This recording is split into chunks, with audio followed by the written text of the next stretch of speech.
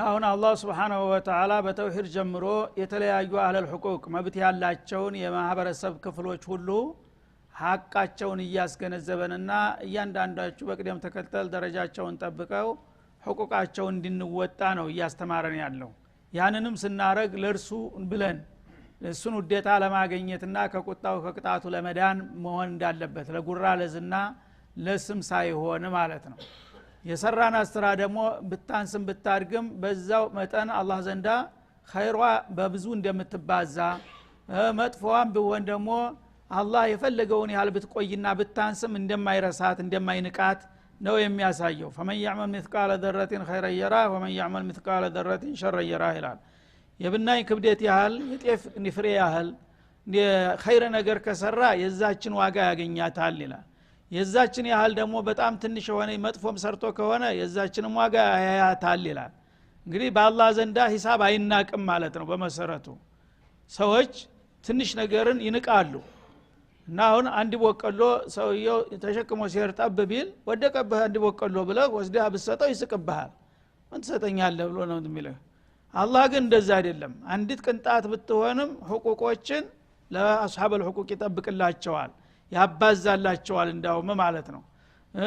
ጥፋትም ነገር ከሆነ ትንሽ ነገር ታጠፋ ሰው ይቅርታ መጠየቅ ራሱ አያስፈልግም የምትለው ነገር አለ ትንሽ ከሆነች ማለት ነው። ላ ትንሽም ብትሆን የሰው ሐቅ ከተነካች ያቺ ይቅርታ መጠየቅ ያስፈልጋታል። አላህ Subhanahu Wa Ta'ala እቺ ነገር ትንሽ ናትና በዚህ ሂሳብ መጠየቅ የለብህ ብሎ አይከለክለውም። ለጠየቅ ከፈለገ አንዲት ቅንጣት እንኳን ቢሆን በዛ መጠየቅ ይችላል ማለት ነው። ስለዚህ ሂሳብ በጣም ከባድ ነውና በአላህ ዘንድ ይሄ ትንሽ ነው ዋጋ ያወጣም ይሄ ትንሽ ነው አያስጠይቅም ብለህ እንዲያትይዘው። ማንኛውም የተሰራይ ስራ ያነሰችውን ያህል ብታንስም በኸይርም እንዳውም እሷ ብቻ ሳትሆን በጣም ጨምራና አድጋ ትመጣልሃለች። ስለዚህ ያቺ ነገር በአላህ ባንክ ስለምታድግልህ መሰረት ጣል ቢያንስ እንኳን ትንሽ ነገር ስራ ማለት ነው። በሸርም ደግሞ ይቺ ትንሽ ናት አትጎዳኝም አታስጠይቀኝም ብለህ አትናቃት። ተውባ አድርግ እስትግፋር አድርግ። የሰው ሐቅ ከሆነች መልስ ወይ ይቅርታ ጠይቅ እንጂ ይቺ ምን አላት ብለህ ማለፍ የለም። በዛች ምክንያት ጀሃነም ሊጨምርህ ይችላል ከፈለገ ማለት ነው። فكيف اذا جئنا من كل امه بشهيد الى الله ከዛ ቀጥሎ በእያንዳንዱ ክፍለ ዓለም የሚገኙ ህዝቦችን የውመል ቂያማ አላህ Subhanahu Wa Ta'ala ከሞት አንስቶ አንድ አደባባይ ላይ ለሂሳብ ያቀርባቸዋል። እና የዛ ጊዜ በሚቀርቡ ጊዜ ሁሉም ሰው በአለቃው ስር ነው እየተሰባሰበ የሚቀርበው ማለት ነው። የኸይረኛ አለቃም ካለው የሸረኛ አለቃም ካለው ልክ በዱንያ ላይ ሰው በአካባቢው ባለቃው በተጠሪው እንደሚጠራ ያንንም ትልቁ ሜዳ ላይ ማህሸር የሚባለው ቦታ ላይ ሁሉም ሰው ይቀርባታል። ኡመት የተባለ ሁሉ የፈለገውን ያህል ቢኖር አጥሙ ቢበታተን ደብዛው ቢጠፋ እንደነበረ አንስቼ እያንዳንዱ የሥራ ውጤትህ ልሰጥህ ባለቃ ስራ አሰልፊ አቀርባለሁ ይላል ማለት ነው። እና እያንዳንዱ ኡመት ሻሂድ መስካሪ ታዛቢው ከጎኑ ተሰልፎ ነው የሚመጣው ማለት ነው። እና ታዛቢዎች ብዙ ናቸው መስካሪዎች። አንደኛውና ዋነኛው ነብዮች ናቸው። እያንዳንዱ ነብይ በተላከበት ክፍለ ዓለም ላይ ባሉ ህዝቦች ላይ መስካሪ ሆኖ ይቀርባል። ህዝቦች በሙሉ ይነሳሉ። አማኞችም ሆኑ አስተባባዎቹ ደጋፊዎቹም ሆነ ነቃፊዎቹ ይነሳሉ። የኑህ ሰዎች ለራሳቸው የሙሳም ሰዎች የኢብራሂምም የያዕቆብም የኢስሐቅም ሁሉም ነብይ የኡመቱን ይዞ ሸክፎ ይመጣል ወደ ማህሸር ማለት ነው። አንተም በተራ እንደዚሁ ኡመተ መሐመድን ይዘህ እየመራህ ትመጣለህ ይላል። እያንዳንዱ ህዝብ ባለቃው ስር እየተሸከፈና እየተጠቃለለ በሚቀርብበት ጊዜ ለሂሳብ ያነ የሰው ልጆች ምን ይበቃቸዋል ይላል አላህ Subhanahu Wa Ta'ala። ዛሬ ቀልድ ይመስላቸዋል የሚነገረው ነገር ግን ነገኮ በአለም አደባባይ ላይ የመጀመሪያው ሰው እስከ መጨረሻው ሰው በአንድ አውላላ ሜዳ ላይ ሁሉም በያለቃው ተሰብስቦ ቡድን እየሆነ ጉዱን ውጤቱን ሊቀበል ይመጣል ማለት ነው። ያነ ታዲያ ዛሬ በዋዛ ፈዛዛ የሚያሳልፉት ወይም ደግሞ የለየላቸው ባለጌዎችና ግፈኞች ያነ የት ነው የሚገቡት የኔን ፍቃድ ረግጠው ከመጡ ይላል። كيف يكون حال الناس የሰዎች ሁኔታ እንዴት ነው ሊሆን የሚችለው? እስቲ ተቋም ብለህ አስብበት። اذا جئنا من كل امه ከያንዳንዱ ህዝብ ሁሉ ያንዳንዱ ቡድን በየነስ ወከፉ የሰራውን ስራ ውጤቱን ሊረከብ ይመጣል በመላእክት ዘብ እየተገፋ እየተከመከመ ያለውል በግድ ትቀርባለህ ማለት ነው ቢሸሂድን እንደገና ደግሞ መስካሪዎቹ ከጎን ተሰልፈው መስካሪዎቹ ተአማኝነት ያላቸው በአላህ ዘንድ ተቀባይነት ያላቸው ምስክሮች ይመጣሉ ማለት ነው ወጂና ቢካ አንተ ያ መሐመድ አንተም በተራ በኡመቶች ላይ እንደዛው መስካሪ አድርገን ይዘህን እንቀርባለን በኡመቶች ፊት ያነ ታዲያ ነብዮች ሊመሰክሩበት የሚመጣ ህዝብ ምንድነው የሚጠብቀው ምንድነው የሚያጋጥመው ብላችሁ ከወዲሁ ለምን አታስቡም ይላል አላ ኡላኢል ኡማ በእነዚህ ኡመቶች ላይ አንተንም እናመጣለን ሸሂደን መስካሪ አድርገን እንግዲህ ሁሉንም በየክፍለ ዘመኑ ኑህም በኡመቶቹ ኢብራሂምም እንደዛው ሙሳም ሱለይማንም ዳውድም እስማኤልም ያዕቆብም ሁሉም ነብያቶች ኡመታቸውን እየመሩ ይመጣሉ ወደ መህሸር ማለት ነው አንተም ደግሞ በተራ ትልቁን ኡመተ መሐመድን እየመራ ትመጣለህ በመትመጣ ጊዜ መጀመሪያ የሚጠየቀው ህዝቦች ናቸው እኔ በዱንያ ላይ ያላችሁ መለክተኛ ልኬ ነበረ መለክተኛን እንዴት ተቀበላችሁት በምን መልኩ አስተናገዳችሁት ተብሎ ይጠየቃል ካፊሮቹ ያው የለመደ ልማድ እንደሚባለው መካድ ማስተባበል ዜማቸው ነውና ማጃአና ሚን በሽሪ ወላ ነዚር ብለው ቁጭላሉ አረኛ ምንም መካሪ አስተማሪ የሚባል ነገር አልመጣም አሁን ስትል አንተ ስትል ሰማን እንዲህ አይነት ነገር አይተንም ማናቅ ብለው ቁጭላሉ መካዱ ያዋጣል መስሏቸው ማን እዛ ጊዜ ሩስሎችን ይጠይቃል እኔ ልካችሁ አልነበረም እንዴት አደረጋችሁ መልእክቴን ለማን አደረሳችሁ ሲል እኛማ አድርሰናል ይላሉ ነብዮች ደግሞ በበኩላቸው እና ምን ምስክር አላችሁ ሲል ያው ራሳቸው ነብዮች ይመሰክራሉ ነብዮች ታማኝ ናቸው አላህ መርጧቸዋል በጌታ ስምለው ያረጋግጣሉ ማለት ነው ከዛ እንደዛ በሚመሰክሩባቸው ጊዜ ደግሞ አሁንም ላለመቸነፍ ደራ ውስጥ ይገቡና ይሄማ ተቃራኒያችን ነው ወትሮውንም እኛ ጋር ሲመናጨቅ የኖረ ነውና እሱ የመሰከረብንን እሱ ራሱ ከሱ እንዴት ይመሰክርብናል ይላሉ ማለት ነው እና አንተ አዲል ነህና ለኛ ቅርብ የሆነ ማን ጠረጥረው የሆነ ምስክር አምጣብን ይላሉ የዛ ጊዜ ጥሩ ይላል አለውመ ነፍቲሙ አላ አፍዋሂም ወተከሊሙና አይዲም ወተሽሃዱ አርጁልሁም ቢማ ካኑ ይክስቡን ይላል ላንተ ቅርብ የሆነ ምንም አርሎ የማያደርግ ለኔ ብሎ የማይሰራ አለኝ ምስክር ይላል አላህ ምንድነው እሱ አፈዝም ይበል ዛሬ ስትለፈልፍ ስትዘላብር ኑርሃል አፍተ ዛሬ በኋላ ስራውን ያቆማል አሁን ታውን በኋላ እጆችና እግሮች የቆዳዎች እንዲናገሩ አዝዣለሁ ይላል የገዛ እጅህ ተነስቶ ይናገራል መግለጫ ይሰጣል የገዛ እግርህ እኔ እንደ አይነት መጥፎ ጀራኢም ቦታ ተጉዣለሁ እጅህ የገሌን ንብረት ዘርፍ ያለው ፍረት ገላ ገሌን አባልግ ያለው እያለ ይናዘዛል ማለት ነው ከዛ በኋላ ፈከይፈ ኢዳጅና እንደዚህ አይነት ነገር ምስክርነት ሲመጣ እጅ ተፍንጅ ስትያዙ ያኔ ምንድነው የሚበቃችሁ የት ነው የምትገቡት በላቸው ይላል አላህ Subhanahu Wa Ta'ala እና በዚህ መልኩ እንግዲህ ነብዮች ራሳቸው አይናቸው እያየው ኡመታቸውን መስክረው ለጀሃነም የሚዳርጉበት ጊዜ ይመጣል ማለት ነው ይሄንን አያት አንድ ቀን አብዱላህ ኢብኑ መስዑድ የተባሉ ታላቁ ሱሐቢ ነብዩ ናስቲ ቁርአን ቅራልኝ ብለው ጠርን ያጋበዟቸው አቅራው አለይከ ወአለይከ እንዚል ያ ረሱላህ አሏቸው የቁርአን በርሰው ላይ ነው የወረደው እኔ እንደ ተማሪ ማዳመጥ ሲገባኝ እኔ እንዴት በርሰው ላይ አነባለሁኝ እሱ እንዴት አዳማጭ ይሆናሉ ሲል ኡሪዱ አን አስማዐሁ ሚን ገይሪ ያሉ ከራሴ መቅራት እንደምወደው ተሌላ ሰው አንደበት ልሰማው መፈልጋለሁ ዝም ብለህ አንብብ አሉኛል ያነ ሱረቱል ኒሳን ማንበብ ጀመርኩኝ hatta jitu ila hadhihi al-aya እዚህ ቻት ላይ ደረስኩና ፈከይፈ ኢዛ ጂና ሚን ኩሊ ኡመቲን ቢሸሂድ እያንዳንዱ ኡመት ሁሉ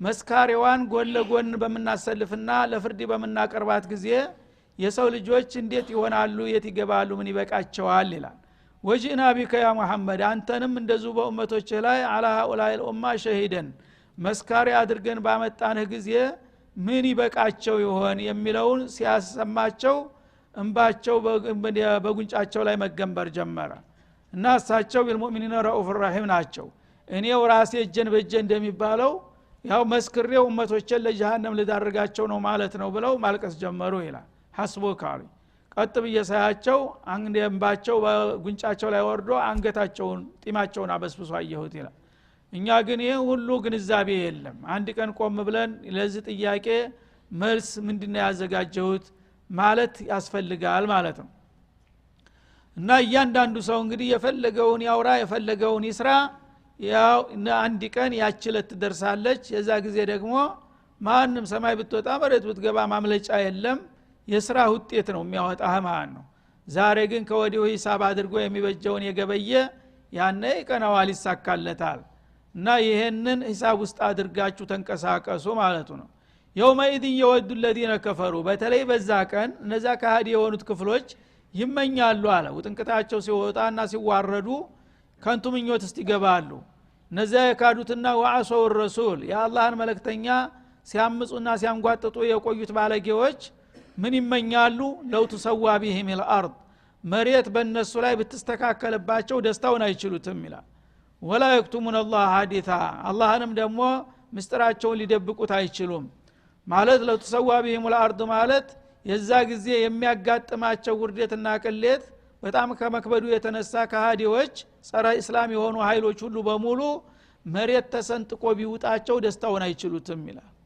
መሬት ተሰንጥቆ እንዲውጣው ማንም ሰው አይመኝም። ግን የሚቀጥለው መዘዝ ከባድ መሆኑን ከማወቃቸው የተነሳ አሁን እቺ መሬት ተከፍታ በዋጠች ብሎ የሚመኝበት ጊዜ ይመጣል ማለት ነው። ወይቁሉ الكافر يا ليتني كنت ترابا እንዳለው እንስሳዎች እስበርሳቸው ይወጋጋሉ። ጉልበተኛዋ ቀንደኛዋ ጎዳዋን ትመታታለች።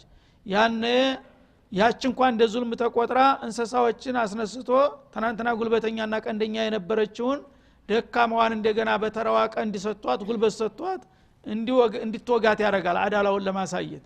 እንደዛ ተወጋግተው ቂሳሳቸውን ከተዋጡ በኋላ እንስሳዎቹ ኩኑ ቱራበን ይላቸዋል። በቃ ሂሳብ ጨርሳቸዋል እናንተ አፈር ሁኑ ብሎ ያዛቸዋል። አፈር ይሆናሉ። ካፊር እንደገና የሱ ፋይል ሲከፈት እንደነዛ እንደንሰሳዎቹ አፈር መሆን በተፈቀደልኝ ብሎ የሚመኝበት ጊዜ ይመጣል ይላል ማለት ነው። ግን አይገኝም። አፈር ሆኖ ቢገላገልማ እድለኝነት ነበረ። ገና መላይነ ሲኒን ማለቂያ የሌለው የሲኦል ቅጣት ይጠብቀዋልና ያ ቀን እንደሚመጣ እስቲ አስታውሳቸው ምናልባት ልብ ካላቸው ይላል። ለው ተሰዋ ቢሂም الارض መሬት በእነሱ ላይ ብትስተካከለ አፈር ዶቄት ሆኖ መሬት ጋራ ቢቀላቀል ደስ ይለዋል ማለት ነው። ወላ يكتمون الله حديثا በዱንያ ላይ ደግሞ የሰሩትን ወሬ ይዶልቱት ያሰሩት የነበረውን ነገር ሊደብቁት ቢፈልጉ አይችሉም። አላህ ዓሊም الغيب والشهاده ነውና እያንዳንዱ አክትፍ ሳትቀር ሂሳባቸውን አመጣላቸዋለሁ። ያን ነገር ከወዲሁ ቢገነዘቡና መፍትሄ ቢፈልጉ ምንኛ ባማረባቸው ይላል። ስለዚህ የቂያማ ቀን ጉዳይ በጣም ከባድ መሆኑን ነው አላህ በተለያዩ ሱራዎች እሱን ባነሳ ቁጥር የሰው ልጆች በእውነቱ ይሄን ያክላል ይሄን ይመስላል ብለው ሊገምቱትና ሊያሰሉት የማይችል ከባድ ነገር ነው ፊት ለፊት የሚጠብቀን ያለው። ያን ነገር በቀላሉ ለመወጣት የሚቻለው አሁን በህይወት ላይ ያለን በጌታችን ፍቃድ ከተመራን ነው። ያዘዘንን በመስራት የከለከለንን በመከልከል የመከረንን በመቀበል የአላህ ረሱሎችን ፈለግ በመከተል ሷሊሆች ጋራ በመተባበር ከሸያጢን الانس والجن በመራቅ ነው ይሄ ነገር ሊስተካከል የሚችለው። አለበለዚያ ምን ብለን በዘፈቀድ የምንጓዝ ከሆነ ነገ እንዲህ አይነት ጸጸት ላይ መውደቅ ሊመጣ እንደሚችል ከወዲሁ አስገንዝባቸው እያለ ነው አላህ Subhanahu Wa Ta'ala። ያ አዩሃ الذين آمنوا እናንተ ያመናችሁት ሆይ ይላል ላ ተቅረቡ الصلاة وانتم سكارى እናንተ ሰካራሞች ሆናችሁ ያላችሁ በስክረት ላይ ያላችሁ ሶላት አትቅረቡ በላቸው ይላል። ሶላት ማለት ንጹህ ሆነህ ራስክን ገዝተህ በቀጥታ ስሜትክን ለጌታ የምታስገዛበት መሽሩዕ ነው እና ያን አይነት ቅዱስ ስራ እንደገና ሰካራሙን እየተንቦጃቦጅ ልትገባበት አይገባም ይላል። ሐታ ተዕለሙ ማ ተቁሉነ ቢያንስ የምትናገሩትን ነገር እስተምታውቁ ድረስ ሰከን ብላችሁ መቆየት አለባችሁ እንጂ በስክረት ስሜት ላይ ያለ አንድ ሰው ቢሰግድ ስግደቱ ከንቱ ነው በማለት ያስጠነቅቃል። ይሄን ያለበት ምክንያቱ አሁን በዛሂሩ ባለበት መልኩ ስናየው ስክረት ነው እንጂ የተጠላው መጠጣ ችግር የለም የሚያሰኝ ነው አይደል?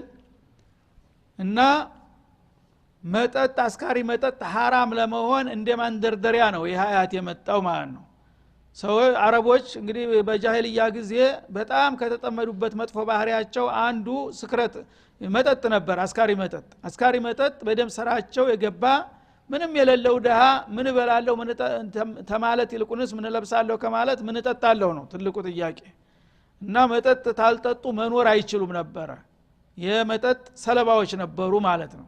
ይሄም በጣም የተጠመዱበትን ነገር ለማላቀቅ አላህ Subhanahu Wa Ta'ala በተለያዩ እርምጃዎች ነው የወሰደው ቅደም ተከተል ማለት ነው ወደ 4 እርከኖች ወስዶ በመጨረሻ ነው ሱረቱል ማኢዳ ላይ ልባት የሰጠው ማለት ነው እና የሁለተኛው ደረጃ ነው አንደኛው የመጀመሪያ ሱረቱል ነህል ላይ ነው ወሚን ተመራቲ النخيل والأعناب تتخذون منه سكرا ورزقا طيبا ይላል እና የአላህ ኒዕማዎችን ስለወተት ስለማር ስለምን በጣም ጠቃሚና ጣፋጭ የሆኑትን ነገሮች ይሄን ሁሉ የሰጠኋችሁ እኮ ነኝ እያለ ተቆየ በኋላ ተተምርና ተወይን ፍሬዎችም ደግሞ አነቃቂ የሆነ ወይም የሚያቅበዘብዝ የሆነ መጠጥ ታገኛላችሁ አለ ወርዝቀን ሐሰና አለ መልካም ደግሞ ደስ የሚያስደስትም ምግብ ታገኛላችሁ አለ ምግቧን ሐሰና አላት የምትበላውን ተምሯን ወይኗን ዝም ብለሽ ሸቷን ተበላ ተጣፍጣለች ምንም ዶረር አታመጣም መጠጧን ግን ሰከረና አላት ማለት ነው መጥፎ ስም ሰጣት አስካሪ ማጣቅበዘብት ብትሆን ኑሮ ጥሩ ነበረች እሷም ቢሆን አለ የዛ ጊዜ ብልህ የሆኑት ንቁዎቹ ገባቸው ይችን ነገር ጠልቷታል መጠጥ የምትባል ነገር ወደፊት ምናልባት ማዕቀብ እንዳይመጣባት ያሰጋል ብለው ተጠራጠሩ ሲያዘጋጃቸው ማለት ነው ዱብዳ እንዳይሆንባቸው ከዛ በኋላ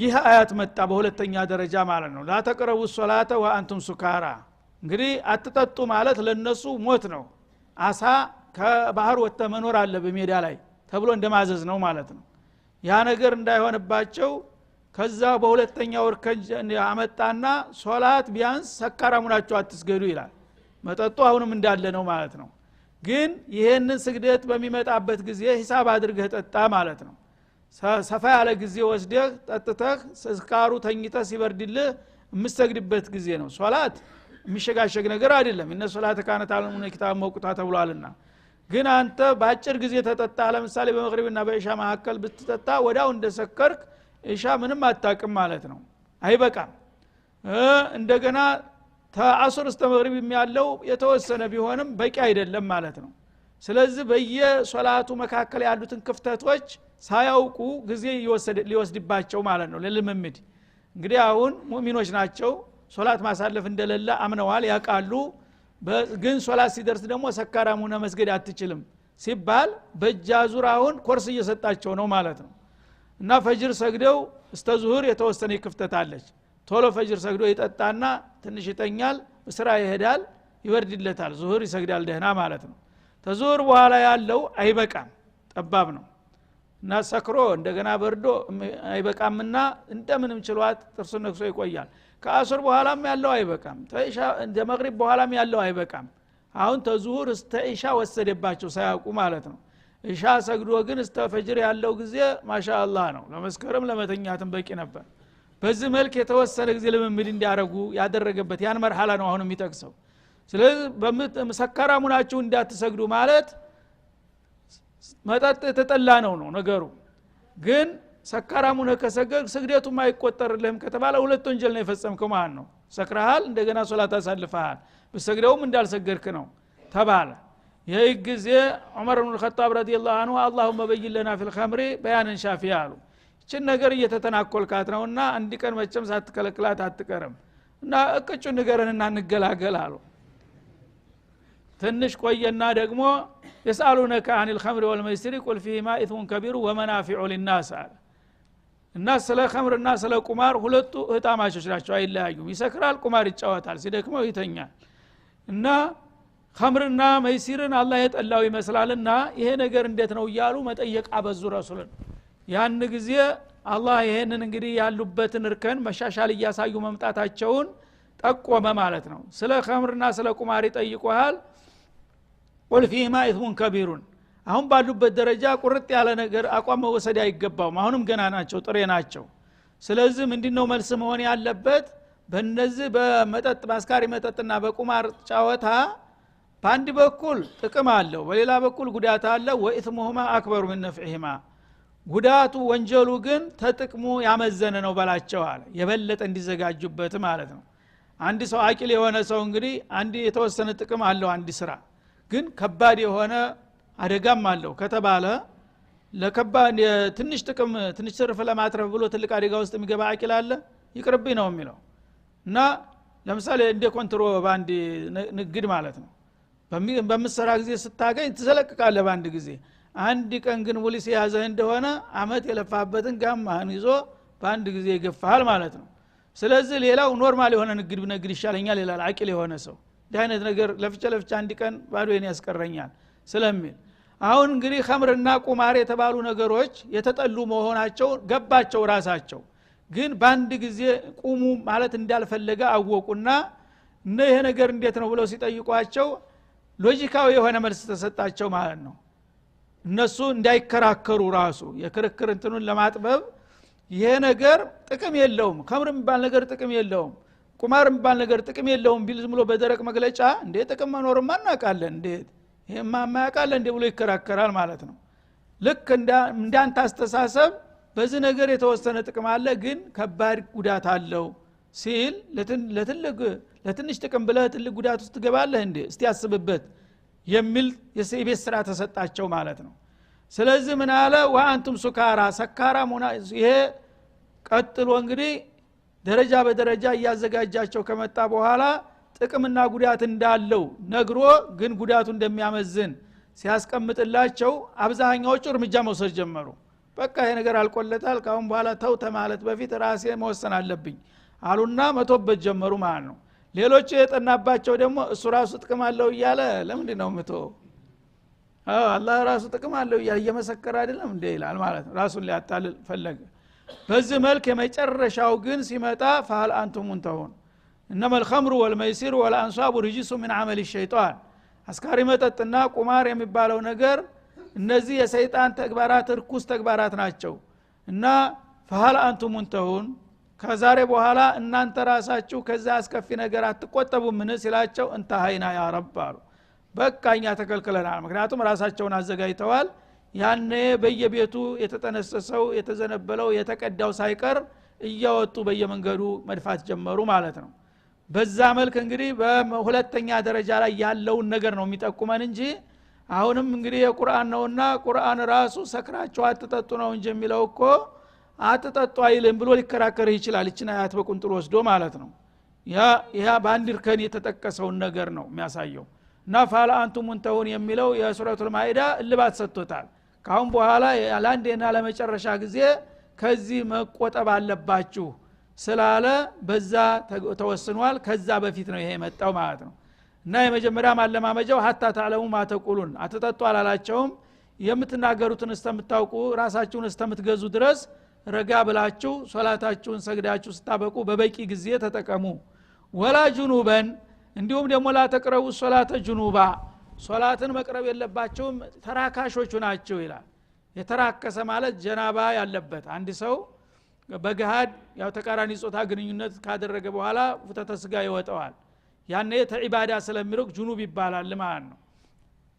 ወይም ደግሞ በመናምህ የተገናኘ መስሎን ቢወጣ እንደዛው ነው ጀናባ ይባላል። ግድ በገሃድ መገናኘት ብቻ አይደለም። ይህ አይነት ባህሪ ላይ ያላችሁ ወደ ስግደት እንዳትመጡ ይላል ማለት ነው። መስጂድን መግባት አይፈቀድም ጀናባ ያለበት ሰው ተውጭ መጥቶ ኢላ አቢሪ ሰቢል መንገድ አላፊት አልሆናችሁ በስተቀር ይላል። ማለት መስጂዱ እንግዲህ ሰፈር መካከል መገናኛ ቦታ ነው ያለው። ዙሪያውን መንገድ የለም። በመስጂዱ መካከል አቋርጦ የሚሄዱ የሰፈር ሰዎች ካሉ እንግዲህ ለዶሩራ ይፈቀድላቸዋል ቁጭ እንዳይሉ ግን አልፎ ለመሄድ ብቻ ማለት ነው። እና በዛ መልክ ካልሆነ በስተቀር መስጂድ ምን ያህል የተቀደሰ ቦታ መሆን ያመለክታል። ለዒባዳ ለጧሃራ ያሟሉ ሰዎች ናቸው በዛ ቦታ መሳተፍ ያለባቸው እንጂ ጀናባ ይዞት ንጽህናው የተጓደለ ሰው መስጂድ ምናልባት በአጋጣሚ ለዶሩራ ቢገባ ወይም እዛ እንደተኛ ሀቲላም ብትሆን አልፈስ ተምትወጣ ድረስ ይፈቀድልሃል። አለበለዚያ ከውጭ ወጥተ ቁጭ ማለት መስጂድ ገብተ ቁጭ ማለት አትችልም በጀናባ ላይ ሆነ ማለት ነው። መንገድ አላፊ የሆነው ግን ሌላ መንገድ አማራጭ ከሌለ ዶሩራ ስለሆነ ለሱ ይፈቀድለታል አልፎ ለመሄድ። እስከመቼ ነው? ሀታ ተግተሲሉ እስከምትታጠቡ ድረስ። ከታጠብክ በኋላ ያው ጀናባ ወርዷል ይፈቀድልሃል ማለት ነው። ጀናባ ያለበት ሰው ግን ከመታጠቡ በፊት በመስጂድ መቀመጥም መቆምም የለበትም አልፎ ለመሄድ ካልሆነ በስተቀር ነው የሚለው።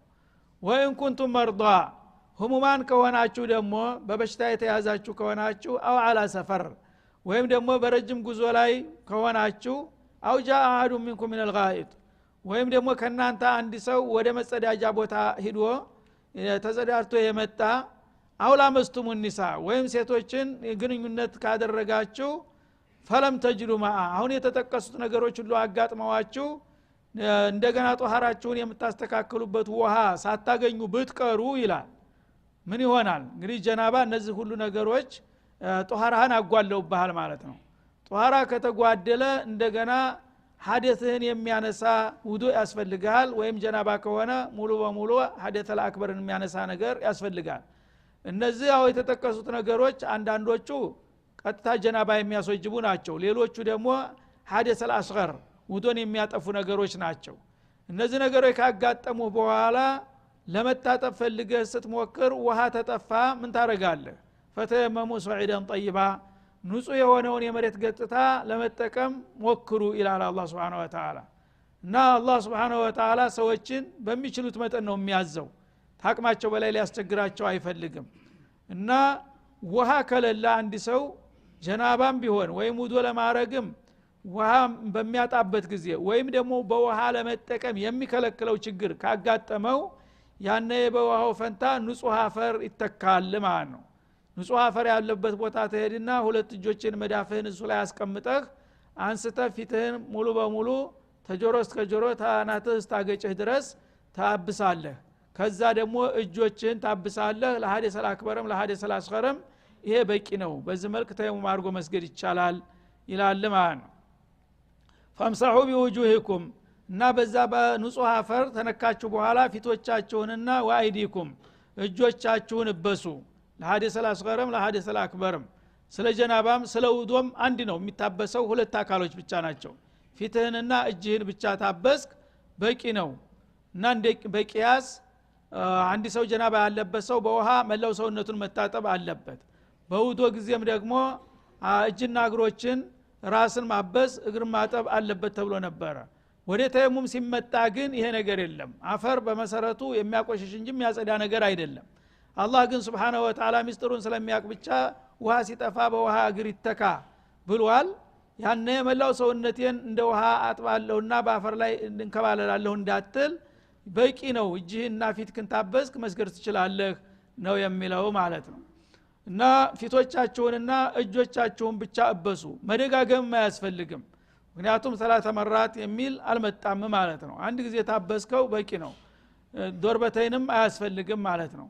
እጅም እስተክንዲ መሄድ አያስፈልግም ውዱእ ላይ ኢለል መራፊቂ ብሎ ነበር አሁን ግን በጥቅሉ ነው የተወው ነብዩ በሐዲስ አብራርተውታል የእጅ አንገትህ ድረስ ነው የምታብሰው ማለት ነው በዚህ መልኩ ተየሙም ያደረገ ሰው ውሃ በሚጠፋና በሚቸግር ጊዜ በቂ ነው ኢነ አላህ ካነ አፍወን ገፉራ አላህ Subhanahu Wa Ta'ala ይሄንን የነገራችሁን ስራ ላይ ካዋላችሁ ከዛ በኋላ በተረፈው ይቅርባይና መሐሪ ነውና ምንም ችግር የለውም በማለት ሶላት ግን በማንኛውም መልኩ ማለፍ የለበትም ነው እና አሁን ዶ የለኝም እኔ ጀናባ መታጠብ አልችልም ምናምን ይያልክ ሶላት ማሳለፍ የሚባል ነገር አይታሰብም ነው ውሃ ተለለም ተየሙም አድርገህ ለሐዲሰል አስገርም ሆነ ለሐዲሰል አክበር መስገድ አለብህ ያንን ካደረክ አላህ ይቅርባይና መሐሪ ስለሆነ ይቀበልሃልና ያልፈሃል ይላል አላህ Subhanahu Wa Ta'ala በዚህ መልክ ያ ጌታ የነገረንን በመከተልና መመሪያውን በማክበር ግዴታችንን ለመወጣት መሞከር አለብን እያልን የዛሬው ደርሳችን በዚህ ይጠናቀቃል